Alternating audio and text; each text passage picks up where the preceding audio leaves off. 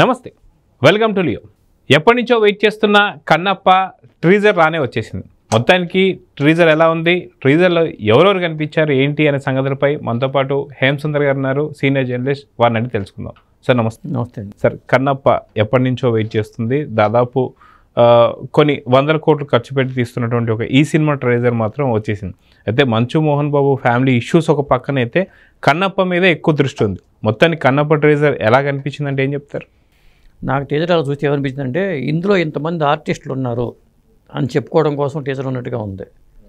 ఎందుకంటే అందరం చూపించేశారు దాదాపు. ఎందుకంటే స్టార్టింగ్లో ఐశ్వర్య ఒక మంత్రగత్తెలాగా కనిపించింది. బ్రహ్మలో మోహన్ బాబు పక్కన చేసిన ఆవిడ లక్ష్మి గారి కూతురు అక్కడ కనపడింది. మధుబాల కనిపించింది, ముఖేష్ రిషి కనపడ్డాడు, మోహన్ బాబు కనపడ్డాడు, శరత్ కుమార్ కనపడ్డాడు, మంచు విష్ణు షరా మామూలే కన్నప్పే కాబట్టి అది లేకుండా మరి సినిమా ఉండదు కదా. మోహన్ లాల్ కనిపించాడు, నందీశ్వరుడిగా ప్రభాస్ కనిపించాడు, అక్షయ్ కుమార్ కనిపించాడు, కాజల్ కనిపించింది. అసలు ఈ లిస్ట్ అవుతుంటేనే టీజర్ చూడటం పోయి ఓహో ఇంతమంది ఉన్నారా అనుకునేలాగా అది చూపించాలని ఈ టీజర్ రిలీజ్ చేసినట్టుగా అనిపించింది నాకైతే. శివబాలాజీ కూడా మనం చూస్తున్నాం. అయితే మా అసోసియేషన్లో మంచి మిత్రులాగా మనం చూస్తున్నాం. గతంలో కూడా ఇటీవల వీళ్ళిద్దరి స్నేహం కూడా చూస్తున్నాం. అయితే మ్యాక్సిమం ఫ్రెండ్స్ ఎవరైతే ఉన్నారో మా అసోసియేషన్లో ఉన్న వాళ్ళందరూ కూడా దీంట్లో కనిపించారని చెప్పి అనుకోవచ్చు అంటారా? మరి ఆయన వర్గానికి చోటు ఇవ్వకపోతే అసోసియేషన్కి ద్రోహం చేసినట్టు అవుతుంది. వాళ్ళు కనీసం అడుగుతారు, అన్నా నువ్వు సినిమా చేస్తున్నావు, మాకు ఏది దీంట్లో రోల్ అంటే ఒక రోల్ క్రియేట్ చేసుకోవడం. అది ఏమవుతుందంటే నటుల్ని ఎంపిక చేసుకుని కథ రాసుకోవడం, పాత్రలు తయారు చేసుకోవడం వేరు, కథకు అనుగుణంగా నటుల్ని పెట్టుకోవడం వేరు. ఇక్కడ నేను అనుకోవడం మొదట జరిగింది అనుకుంటున్నా. మన దాంట్లో వీళ్ళు ఉండాలి, వీళ్ళందరితో ఒప్పించేసి ఆ తగ్గట్టుగా పాత్రలు పెట్టుకుంటే, అంటే మనం కృష్ణరాజు గారి కన్నప్పని చూసుకుని ఈ కన్నప్పని ఊహించుకుంటే భక్త కన్నప్పకి దీనికి చాలా తేడా ఉండేట్టుగా ఉంది. అంటే కన్నప్పలో ఆ కన్నప్పలో భక్త కన్నప్పలో లేని పాత్రలన్నీ దీంట్లో ఎడిషనల్గా యాడ్ అయినట్టుగా కనిపిస్తుంది. ఎందుకంటే మనకు నందీశ్వరుడు కానీ వీళ్ళందరినీ ఎవరు మన దాంట్లో చూడలేదు. మీరు చూస్తే గండాలో ఉన్నాయని చెప్పి ఆవిడ అంటాం, గుర్రాలు రావటం, శంకరుడు అక్కడ ఉంటాడని మోహన్ బాబు డైలాగ్ వేయటం, లక్షలు కాదు వందల వేల కాదు లక్షల్లో వచ్చినా సరే నేను తట్టుకుంటాను. మగధీరలో డైలాగ్ ఉంది కదా, 100 మంది షేర్ ఖాన్ అన్నట్టుగా అది వేలల్లో కాదు లక్షలు వచ్చినా సరే నేను రెడీ అన్నట్టుగా కన్నప్ప డైలాగ్. కానీ ఇట్లా చూసుకుంటే సినిమాలో భారీతనం అయితే చాలా వరకు కనిపిస్తుంది. ఆ భారీతనానికి తగ్గట్టుగా ఇక్కడ మనం చూసుకుంటే ఏమవుతుందంటే ఈ ప్యాడింగ్ ఆర్టిస్టుల పరంగానూ పెద్దదే, మీకు కథాపరంగా మరి ఎన్ని గంటల సినిమానో ఇది, అన్ని గంటల్లో మరి ఎవరెవరి పాత్ర ఎంతసేపు ఉంటుందో తెలియదు. కానీ కనీసం వాళ్ళ మేకప్ పట్టి టైం అన్న దీంట్లో ఉంటారో కనిపిస్తారు లేదు కూడా తెలియదు మనకి. సో ఈ ట్రీజర్లో మనం ప్రభాస్ గారిని కూడా చూసాం. సో ప్రభాస్ గారి క్యారెక్టర్ ఎంతసేపు ఉంటుంది అనేది ఇప్పుడు పెద్ద చర్చలాగా మారింది. మొత్తానికి ఎంతసేపు ఉంటారంటే ఏం చెప్తారు? అసలు ప్రభాస్ కోసమే చాలామంది వెయిట్ చేశారు ఈ టీజర్ కోసం. అంటే తలకాయ ఇలా పెట్టి ఇలా అన్నాడు అంతవరకే. ట్రైలర్లో పూర్తి రకం చూడొచ్చు, సినిమాలో ఒక సన్నివేశంలో ఉండొచ్చు బహుశా నేను అనుకోవటం.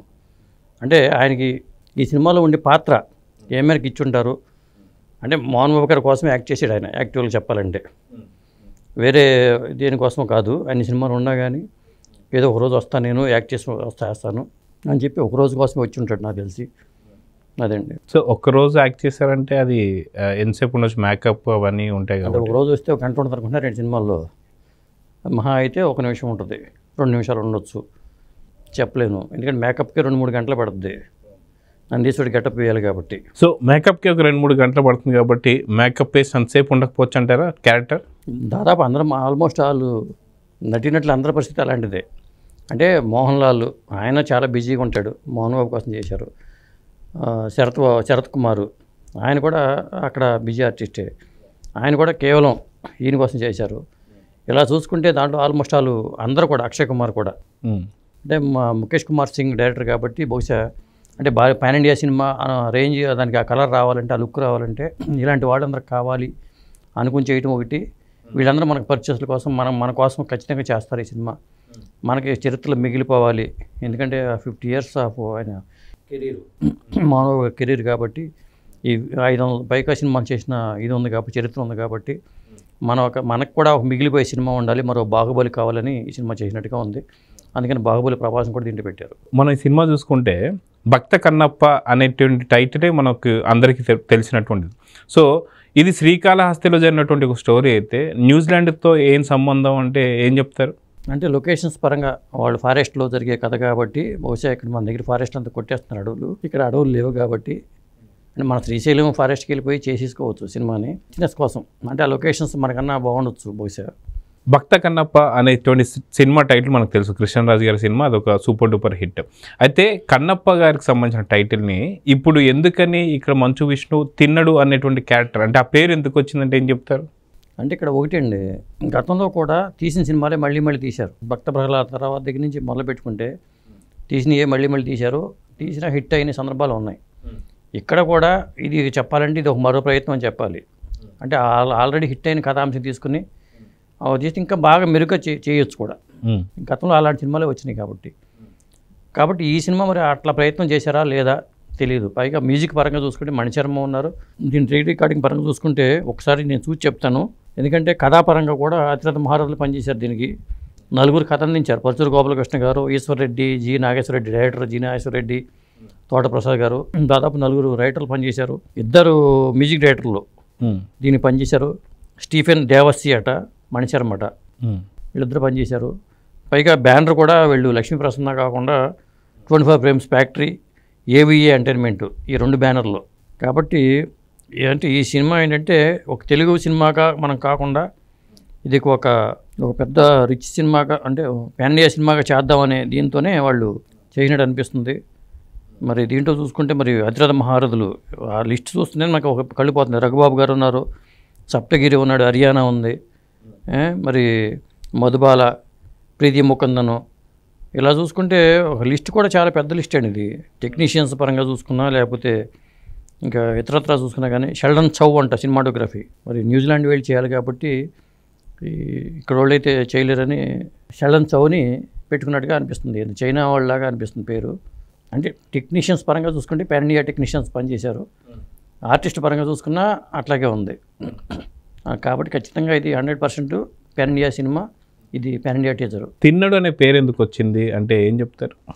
అంటే ఒక డైలాగ్లో శంకరుడు అడ్డుకుంటాడని చెప్పి ఒక డైలాగ్ ఉంది, ఇంకో డైలాగ్లో తిన్నడు అని ఉంది. అంటే తిన్నడే శంకరుడు అని మనం భావించాలి. మోహన్ బాబు గారు పెట్టిన పేరు.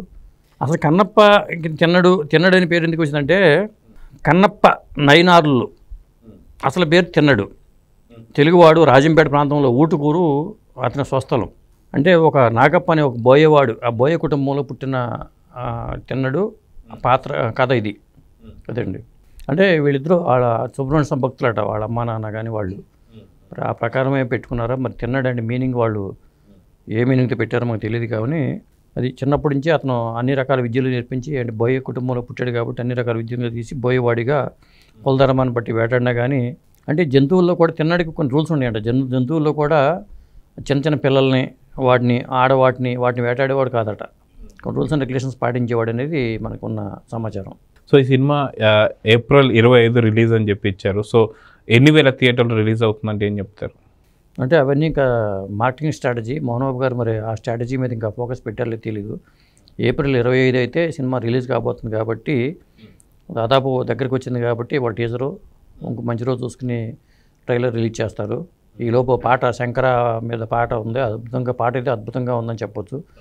రామజోగి శాస్త్రి గారి సాహిత్యము, పాట బాగుంది. సో ఈ మధ్య వచ్చినటువంటి పుష్ప 2 ఏదైతే ఉందో దాదాపు 1800 పైచలకు వసూలు చేసింది. అదేవిధంగా చూసుకుంటే మనకు బాహుబలి 2 రికార్డ్స్ ఉన్నాయి. అదేవిధంగా దంగల్ సినిమాకి సంబంధించి కూడా మనం చూసాం రికార్డ్స్.